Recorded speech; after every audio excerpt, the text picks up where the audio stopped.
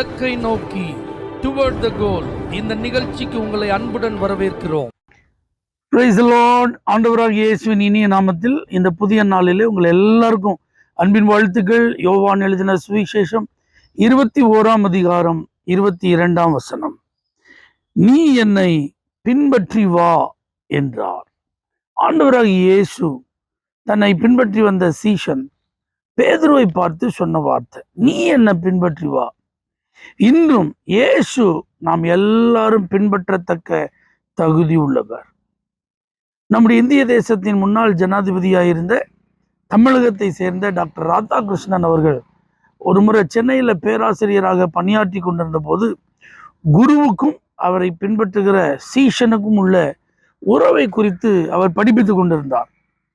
அப்போ பாருங்க, அந்த கிளாஸ்ல இருந்த பால் சுதாகர் என்கிற மாணவர் எழுந்து, ஐயா, உங்களை என்னுடைய குருவாக ஏற்றுக்கொண்டு பின்பற்றி வருவதற்கு நான் ஆயத்தம், உங்களை நான் பின்பற்றி வரலாமா அப்படின்னு கேட்ட அந்த கேள்விக்கு டாக்டர் ராதாகிருஷ்ணன் அவர்கள் சற்றும் யோசிக்காமல் சொன்ன ஒரு பதில் என்ன தெரியுமா?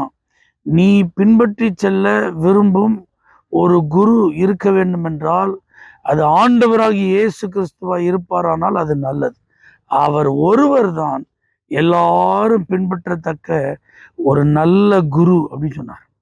அப்போ பாருங்க, அந்த மனிதன் இந்த வார்த்தையை கேட்டதுக்கு அப்புறம் வேகமாக அவர் தன்னுடைய அறைக்கு சென்று கிறிஸ்தவர்கள் வாசிக்கிற அந்த வேதாகமத்தை வாங்கி இயேசு கிறிஸ்துவை குறித்ததான அந்த சத்தியங்களை வாசித்து அவரை தன்னுடைய வாழ்வில் சொந்த இரட்சகராக ஏற்றுக்கொண்டு அதற்கு பின்பு வாழ்நாளெல்லாம் அவரை பின்பற்றி வாழ்கிற ஒரு மனிதனாய் வாழ்ந்தாராம்.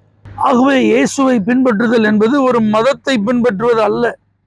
இயேசுவை பின்பற்றி செல்வது என்பது பரலோகத்திற்கு மனிதன் போவதற்கான பாதை.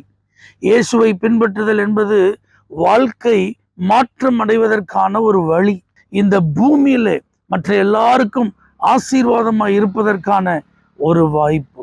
ஆகவே இயேசுவை ஒரு நபர் குருவாக ஏற்றுக்கொண்டு அவருடைய அடிச்சுவட்டை பின்பற்றினால் அவர் மூலமாக உண்டாகும் ரட்சிப்பு, பாவ மன்னிப்பு, பரிசுத்த வாழ்க்கை, நித்திய ஜீவன், இது எல்லாவற்றையும் பெற்றுக்கொள்ளலாம் என்பதில் சந்தேகமில்லை.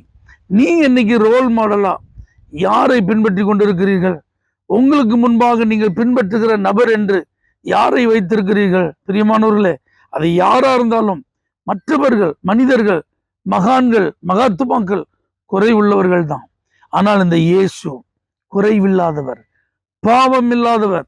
என்னிடத்தில் பாவம் உண்டோ, யாராவது உங்களில் சொல்லக்கூடுமா என்று சொல்லி தன்னுடைய வாழ்க்கையை வெளியரங்கமான வாழ்க்கையாக வாழ்ந்து காண்பித்தவர். ஆகவே இவர் இந்த பூமியில வாழ்ந்த போது மனிதன் சந்திக்கும் அத்தனை சோதனைகளையும் ஜெயித்தவர். ஆகவே இவரை நீங்கள் பின்பற்றுவதற்கு தயங்க வேண்டாம்.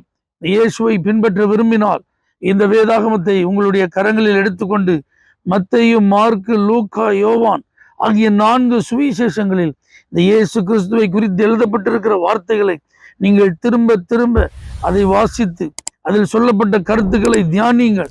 அதை உங்களுடைய வாழ்வில் நடைமுறைப்படுத்த பிரயாசப்படுங்கள். நிச்சயம் நீங்களும் இயேசுவை போல மாறுவீர்கள். பரலோக தேவனே, உம்மை பின்பற்றி வர விரும்பும் ஒவ்வொருவருக்கும் இந்த வாய்ப்பு உண்டாக நாங்கள் ஜெபிக்கிறோம்.